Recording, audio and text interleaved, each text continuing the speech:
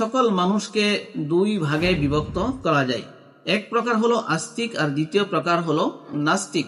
আস্তিক যারা মহান আল্লাহ রাব্বুল আলামিনের অস্তিত্বকে স্বীকার করে এবং এই আসমান, জমিন, চন্দ্র, সূর্য, গ্রহ, তারা সকল জিনিস আল্লাহ রাব্বুল আলামিনের কুদরতের বহিঃপ্রকাশ বলে স্বীকার করে।